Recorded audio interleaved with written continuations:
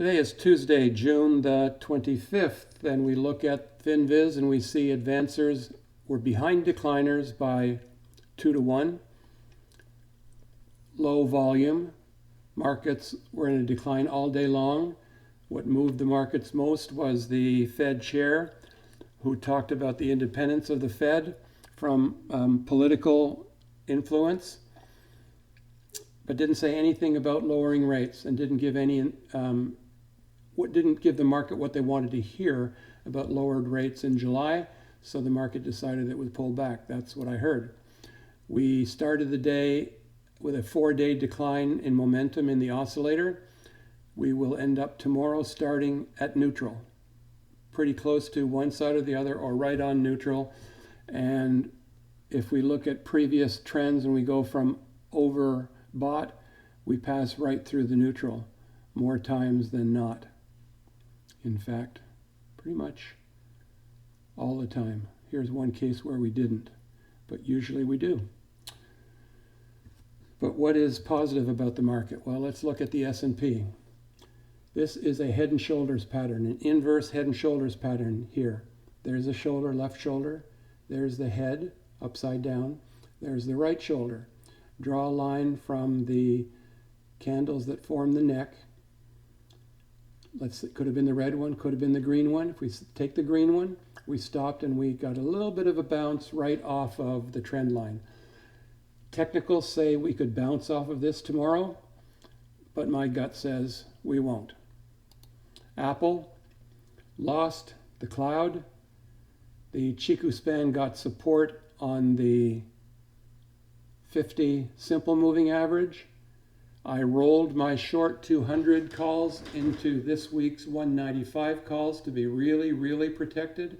I don't want to lose any money in Apple. I got rid of my short puts, which had 24 days left on them, and they were 195 puts. I don't want to tie up any margin in those. They have been profitable for me. That group of 6 have been profitable for me for since about when did we start trading those? Quite a while ago. Anyways, I'm out of those. And now I have 800 shares, all of them covered with 195 short calls this week. The 200s I sold for 48 cents. I bought for 48 cents and 50 cents. They had close to $2 of premium in them, so that was pretty nice. I still have $2 premium at 195, so that's going to be nice. If we stay at 195, I'd be very happy. Caterpillar, support on the cloud. The Chiku span tested the cloud several times today, ended up getting support, finished with support on the cloud. What could Caterpillar do tomorrow? This says we could see a bounce. There's a flat cloud below it. There's no good news in the market for anything. There's no good news for Caterpillar for sure. I am short 133 and 134 weekly calls on the stock that I have as a bit of a hedge. Gold had this big, massive day yesterday, but we've had 1, 2, 3, 4 big days in a row for the miners. And somebody on Fast Money, don't know who it was, but he's been bearish on gold, just bought the Gold Miners Junior today, GDXJ, I'm told by Helen Meisner on Twitter. So I'm staying long the gold miners. It did pull back from its lows today when the president said, Trump said that he wanted to see a weaker dollar. So that had people looking for an opportunity in gold. Whirlpool down 250. What am I doing with Whirlpool? I got out of my 600 shares of Whirlpool that had short 140 and 142 calls.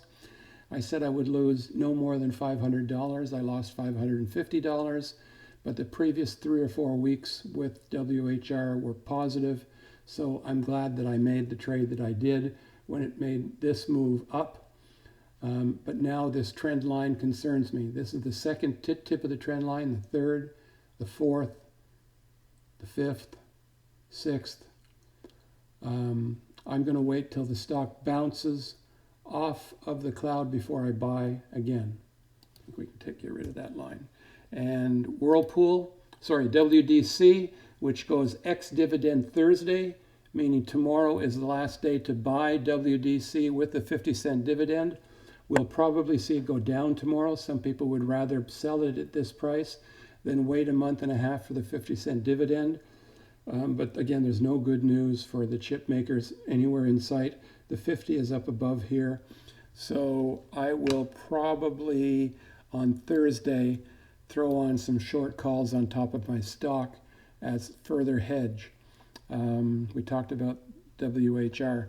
So I wanted to tell you that I now am about 20% cash. All of the profits that I've made this year, I have pulled out of the market. And that represents, not that I've made 20% profit, but of the 20% that I now have in cash, it's equal to or greater than all of the profits I had this year. So I ended up taking all of my profits out in the last couple of days. I will go more to cash if the market is down tomorrow, because there's absolutely nothing good short term in the market. The best we can hope for is a bit of churn, waiting for some good news to come out of Japan and the Tokyo talks.